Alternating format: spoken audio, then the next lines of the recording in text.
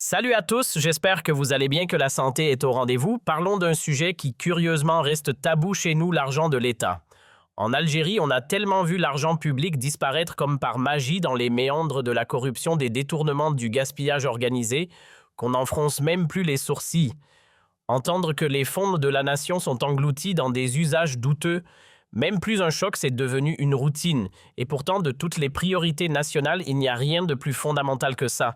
C'est la base d'un État sain, le carburant d'un avenir durable, l'essence même de la gouvernance responsable.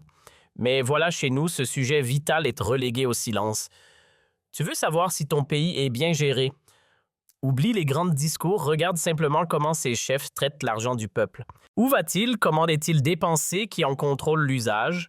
Rien ne reflète mieux l'état réel d'un État que la manière dont il gère le bien commun. C'est pas une citation en l'air, c'est une règle d'or testée, prouvée, universelle. Va dans n'importe quel pays avancé, stable, influent, ils ont tous un point commun. Leurs finances publiques sont tenues au carré. L'égalité éthique, transparence, efficacité. Pas de place pour l'amateurisme ni pour le pillage organisé.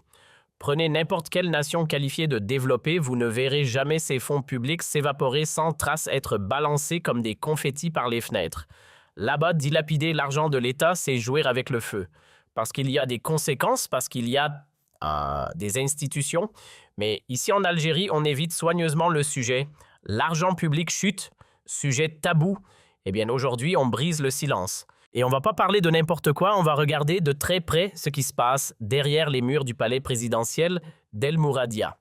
Quand on balance que Tebboune a la main légère avec l'argent de l'État, qu'il dépense sans compter comme s'il lançait des liasses de billets à travers non pas les fenêtres, mais carrément les portails en grande, faut pas croire qu'on exagère. Ce ne sont ni des attaques gratuites, ni des inventions pour salir son honneur. On parle ici de fonds publics, pas de sa carte bancaire personnelle. Il s'agit de l'argent du peuple, pas d'un compte privé. Et cette manne financière, ce n'est pas une tombola, ni un ticket de grattage, ni un petit pari sportif. Non, c'est du vrai, du sérieux de l'argent issu des poches des citoyens. Et pourtant, depuis plusieurs années, on assiste à un défilé de budget XXL attribué à la présidence. 3, 4, non, 5 ans que ça dure. Et quand on commence à gratter un peu la surface pour voir où part tout cet argent, ce qu'il est censé financer, quelle utilité justifie ces montants hors normes, ce qu'on découvre donne franchement le tournis. Des affectations tellement absurdes qu'on se demande si on n'est pas dans une mauvaise blague. Prenons un exemple simple mais qui fait grincer des dents. Aujourd'hui, Abdelmadjid, à lui seul, coûte plus cher que tout un bataillon diplomatique. Oui, plus que l'ensemble des ambassadeurs et consuls algériens réunis. Et ce n'est pas tout, il dépasse aussi le corps judiciaire entier du pays, et même plusieurs ministères entiers n'arrivent pas à égaler ces dépenses. Allez, assez de détours, venons-en aux chiffres bruts. Alors les données officielles, ça donne quoi? En 2026, le budget alloué à la présidence de la République grimpera à 112,4 milliards de dinars. Faisons simple, on parle ici de 870 millions de dollars. Oui, vous avez bien entendu, près d'1 milliard. Juste pour les besoins du palais présidentiel. Et ce n'est pas un scoop, ce chiffre, on l'a déjà décortiqué dans plusieurs vidéos. On a même comparé avec le budget de l'Élysée en France, un pays du G7, membre fondateur de l'Union européenne, siège au Conseil de sécurité de l'ONU. Bref, une puissance mondiale. Et pourtant, la présidence française, elle tourne avec un peu plus de 120 millions d'euros, c'est-à-dire même pas 130 millions de dollars. Alors comment expliquer que l'Algérie, avec un PIB bien inférieur, paie presque 7 fois plus pour sa présidence? Là, clairement, il y a une incohérence qui sent fort l'absurde. Abdelmadjid Tebboune ne fait pas simplement partie des chefs d'État les plus dispendieux de la planète, il en est l'un des champions incontestés. En matière de dépenses publiques, il pulvérise les compteurs. Pour son propre pays, il est devenu une véritable facture ambulante. Et ça, croyez-moi, on ne le découvre pas aujourd'hui. Mais laissons de côté les comparaisons internationales. Oublions les démocraties scandinaves, les dictatures exotiques, les géants du G20 ou les républiques bancales. On va arrêter de regarder ailleurs. Concentrons-nous sur une seule chose que fait donc Abdelmadjid Tebboune de tout cet argent. Parce qu'en théorie, la présidence de la République, c'est une institution. Comme une autre, elle a son rôle, ses missions. Et comme toute structure étatique, elle nécessite un minimum de moyens. Le président a ses équipes, ses voitures, ses logements, ses agents de sécurité. Jusque-là, rien d'anormal. C'est logique qu'il... Salut à tous, j'espère que vous allez bien, que la santé est au rendez-vous. Parlons d'un sujet qui curieusement reste tabou chez nous, l'argent de l'État. En Algérie, on a tellement vu l'argent public disparaître comme par magie dans les méandres de la corruption, des détournements, du gaspillage organisé, qu'on n'en fronce même plus les sourcils.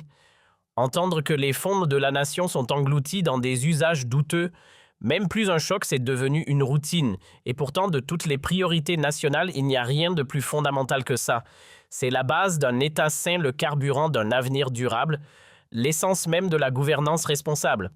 Mais voilà, chez nous, ce sujet vital est relégué au silence. Tu veux savoir si ton pays est bien géré? Oublie les grands discours, regarde simplement comment ces chefs traitent l'argent du peuple. Où va-t-il? Comment est-il dépensé? Qui en contrôle l'usage? Rien ne reflète mieux l'état réel d'un État que la manière dont il gère le bien commun. C'est pas une citation en l'air, c'est une règle d'or testée, prouvée, universelle. Va dans n'importe quel pays avancé, stable, influent, ils ont tous un point commun. Leurs finances publiques sont tenues au carré. L'égalité éthique, transparence, efficacité. Pas de place pour l'amateurisme ni pour le pillage organisé. Prenez n'importe quelle nation qualifiée de développée, vous ne verrez jamais ces fonds publics s'évaporer sans trace, être balancés comme des confettis par les fenêtres. Là-bas, dilapider l'argent de l'État, c'est jouer avec le feu. Parce qu'il y a des conséquences, parce qu'il y a des institutions. Mais ici en Algérie, on évite soigneusement le sujet. L'argent public chute, sujet tabou. Eh bien aujourd'hui, on brise le silence. Et on ne va pas parler de n'importe quoi, on va regarder de très près ce qui se passe derrière les murs du palais présidentiel d'El Mouradia. Quand on balance que Tebboune a la main légère avec l'argent de l'État, qu'il dépense sans compter comme s'il lançait des liasses de billets à travers non pas les fenêtres, mais carrément les portails en grande, faut pas croire qu'on exagère. Ce ne sont ni des attaques gratuites, ni des inventions pour salir son honneur. On parle ici de fonds publics, pas de sa carte bancaire personnelle. Il s'agit de l'argent du peuple, pas d'un compte privé. Et cette manne financière, ce n'est pas une tombola, ni un ticket de grattage, ni un petit pari sportif. Non, c'est du vrai, du sérieux, de l'argent issu des poches des citoyens. Et pourtant, depuis plusieurs années, on assiste à un défilé de budget XXL attribué à la présidence. 3, 4, non, 5 ans que ça dure. Et quand on commence à gratter un peu la surface pour voir où part tout cet argent, ce qu'il est censé financer, quelle utilité justifie ces montants hors normes, ce qu'on découvre donne franchement le tournis. Des affectations tellement absurdes qu'on se demande si on n'est pas dans une mauvaise blague. Prenons un exemple simple, mais qui fait grincer des dents. Aujourd'hui, Abdelmadjid, à lui seul, coûte plus cher que tout un bataillon diplomatique. Oui, plus que l'ensemble des ambassadeurs et consuls algériens réunis. Et ce n'est pas tout, il dépasse aussi le corps judiciaire entier du pays, et même plusieurs ministères entiers n'arrivent pas à égaler ses dépenses. Allez, assez de détours, venons-en aux chiffres bruts. Alors les données officielles, ça donne quoi? En 2026, le budget alloué à la présidence de la République grimpera à 112,4 milliards de dinars. Faisons simple, on parle ici de 870 millions de dollars. Oui, vous avez bien entendu, près d'1 milliard. Juste pour les besoins du palais présidentiel. Et ce n'est pas un scoop, ce chiffre, on l'a déjà décortiqué dans plusieurs vidéos. On a même comparé avec le budget de l'Élysée en France, un pays du G7, membre fondateur de l'Union européenne, siège au Conseil de sécurité de l'ONU. Bref, une puissance mondiale. Et pourtant, la présidence française, elle tourne avec un peu plus de 120 millions d'euros, c'est-à-dire même pas 130 millions de dollars. Alors comment expliquer que l'Algérie, avec un PIB bien inférieur, paie presque 7 fois plus pour sa présidence? Là, clairement, il y a une incohérence qui sent fort l'absurde. Abdelmadjid Tebboune ne fait pas simplement partie des chefs d'État les plus dispendieux de la planète, il en est l'un des champions incontestés. En matière de dépenses publiques, il pulvérise les compteurs. Pour son propre pays, il est devenu une véritable facture ambulante. Et ça, croyez-moi, on ne le découvre pas aujourd'hui. Mais laissons de côté les comparaisons internationales. Oublions les démocraties scandinaves, les dictatures exotiques, les géants du G20 ou les républiques bancales. On va arrêter de regarder ailleurs. Concentrons-nous sur une seule chose que fait donc Abdelmadjid Tebboune de tout cet argent. Parce qu'en théorie, la présidence de la République, c'est une institution. Comme une autre, elle a son rôle, ses missions. Et comme toute structure étatique, elle nécessite un minimum de moyens. Le président a ses équipes, ses voitures, ses logements, ses agents de sécurité. Jusque-là, rien d'anormal. C'est logique qu'il ait un budget de fonctionnement. Le souci n'est pas là. Ce qui intrigue, ce sont ces 870 millions de dollars. On parle ici d'un budget colossal. À quoi servent-ils exactement dans le cadre du palais d'El Mouradia? Heureusement, un document confidentiel que Othman a pu se procurer éclaire un peu la répartition prévue pour 2026. La présidence officiellement ne gère que 5 postes de dépenses. 5 pas, un de plus, les activités propres à la présidence, la coordination juridique et gouvernementale, le médiateur de la République, la promotion de la langue amazigh et enfin l'administration générale. Voilà, pas de liste à rallonge, pas de centaines de projets. 5 lignes budgétaires et c'est tout. Et pourtant, ça brasse des centaines de millions. Tiens, voilà une curiosité administrative qui mérite qu'on s'y attarde. Depuis quand la promotion d'une langue nationale relève-t-elle directement du bureau du président? Pourquoi ce n'est pas confié au ministère de la Culture ou à celui de l'Éducation nationale dont c'est pourtant le cœur de métier? Non, c'est bien logé à la présidence. Inattendu, mais passons. Car au fond, ce n'est pas là que se cache le vrai scandale. La somme en jeu est presque symbolique, à peine 258 millions de dinars. Si on convertit ça, on tombe à environ 9 millions de dollars. Moins de 2 millions pour une cause aussi noble, c'est presque un pourboire dans un océan de milliards. Mais bon, cela reste une énigme. Pourquoi faire transiter cette mission linguistique par le palais d'El Mouradia? Promouvoir une langue nationale, c'est une démarche collective, culturelle, éducative, une responsabilité logique pour des ministères spécialisés. Là, c'est comme si on demandait au président de gérer directement l'orthographe dans les manuels scolaires. On ne comprend pas trop, mais bon, vu les montants, on va dire que ce n'est pas l'affaire du siècle. Passons maintenant à une autre ligne budgétaire et pas des moindres, les fameuses activités présidentielles. Rien de farfelu, on parle ici des fonctions basiques de la présidence. Le coût, 6 milliards de dinars. Convertissons sans trembler 89 millions de dollars. Rien que ça pour assurer les missions dites classiques du chef de l'État. Franchement, sur le principe, je ne vais pas faire de scandale. C'est normal qu'un président se déplace. Il a un avion à entretenir, un réservoir à remplir, des cortèges à organiser, des voitures, des palais officiels, des tournées dans les wilayas, des agents de sécurité, des conseillers. Bref, un minimum syndical pour un chef d'État. À ce stade, les 89 millions ne sont pas ce qui me fait bondir. Et puis bon, on parle quand même d'un pays comme l'Algérie, immense, stratégique, influent dans la région. Qu'un président ait les moyens d'exercer son rôle, c'est tout à fait compréhensible. Là où ça commence à tiquer, c'est pas dans la somme, c'est dans la manière dont cette somme est utilisée. La vraie question, ce n'est pas combien, mais comment. Soyons honnêtes 2 minutes, est-ce qu'Abdelmajid est réellement omniprésent sur le terrain? Absolument pas. Combien de wilayas parcourt-il chaque année? Combien de réunions de travail, de tournées, d'inspection, de déplacements à l'intérieur du pays? Et à l'étranger, combien de missions officielles? Même dans la capitale, ces apparitions restent rares. On ne peut pas dire qu'on ait affaire à un président infatigable. L'hyperactivité, très clairement, ce n'est pas son style. 3 sorties annuelles, grand maximum, et encore quand l'agenda est chargé. Depuis son accession au pouvoir, je n'ai jamais vu Tebboune enchaîner 6, 7 ou 8 wilayas, encore moins une tournée nationale digne de ce nom. Jamais. Donc soyons clairs, le problème, ce ne sont pas les 89 millions de dollars en eux-mêmes. Si on avait un chef d'État constamment sur le terrain, qui sillonne le pays, qui saute dans un hélicoptère, qui inspecte, qui rencontre, qui travaille sans relâche, là oui, ce budget serait cohérent. 2 wilayas par mois, aucun souci. On dirait normal, il bosse. Mais ce n'est pas la réalité. Et même si ça dérange, ce débat mérite d'exister. On parle d'argent public, pas de l'épargne personnelle du président. Ce ne sont pas ses économies, ni un petit compte discret à son nom. C'est l'argent du peuple algérien, celui qui vient des poches des citoyens qui alimentent l'État, et donc logiquement doit servir le peuple. Alors d'accord, on veut bien fermer les yeux sur les 89 millions de dollars si vraiment Abdé était un président investi à fond, un chef de l'État, qui se bat sur tous les fronts, qui gère des dossiers stratégiques, qui pilote, qui coordonne, qui suit tout à la loupe. Là oui, ce budget aurait du sens. Mais tenez-vous bien, le jackpot de la présidence, ce n'est même pas pour ses missions. Non. Le plus gros morceau, tenez-vous bien, c'est ce qu'on appelle l'administration générale. Rien que ce poste-là représente 97,9 milliards de dinars. Vous voulez la conversion environ 750 millions de dollars. Oui, vous avez bien entendu. 3/4 de milliards juste pour le bon fonctionnement administratif du palais. Et là, on doit s'arrêter parce que non, il n'y a pas juste un souci. C'est une véritable anomalie. C'est même une blague si ce n'était pas aussi sérieux. Comment une entité qui, en théorie, ne tourne qu'autour du président, de son agenda, ses déplacements, ses directives, peut-elle justifier un budget aussi titanesque?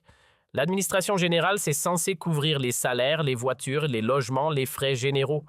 Mais là, 750 millions, c'est plus qu'énorme. C'est délirant. Avec 750 millions de dollars, vous savez ce qu'on peut faire. Des miracles. On peut acheter une flotte d'avions, bâtir des quartiers entiers, loger des milliers de familles, ou même construire une petite ville flambant neuve avec écoles, hôpitaux et routes incluses. À ce prix-là, on ne parle plus de budget, mais carrément de fortune. C'est le genre de somme qui permettrait d'acheter plusieurs châteaux avec les douves, les jardins et les lustres en cristal. Et pourtant, cette montagne d'argent est attribuée à la présidence qui, soit dit en passant, possède déjà ses palais à travers le territoire, ses résidences officielles, dans plusieurs wilayas, son avion présidentiel, son parc automobile. Bref, tout est déjà là. Et malgré cela, 750 millions de dollars sont prévus uniquement pour l'administration. Vous trouvez ça logique, vous? Et le plus déroutant, c'est qu'on parle de 750 millions alors qu'un autre budget de 89 millions de dollars est déjà prévu pour les activités présidentielles. Déplacements, sécurité, entretien, flotte aérienne, largement suffisant pour faire tourner la machine présidentielle. Alors pourquoi un deuxième budget aussi colossal? On a creusé la question, cherché la moindre explication logique. Mais silence total. Aucun document, aucune justification claire, rien. Pas un seul expert en gestion publique, aucun haut fonctionnaire, aucune voix officielle n'a pu ou voulu expliquer comment ce chiffre a été calculé. Même ceux qui connaissent les rouages du pouvoir, les arcanes de l'administration, restent muets. Ce budget reste un mystère complet. Et quand personne ne pose la question, forcément, personne ne se sent obligé de répondre. Depuis l'indépendance, jamais un président algérien ne s'était attribué un budget aussi faramineux pour faire tourner son administration. Aucun. Pas même les plus mégalos. Et pourtant, qu'y a-t-il dans cette fameuse présidence? Un staff de conseillers, quelques employés, des chauffeurs des unités de sécurité et bien sûr le GLAM, cette flotte présidentielle qui dépend à la fois du ministère de la Défense et de la présidence. Mais soyons clairs, même avec tout ça, 550 millions de dollars, c'est dément.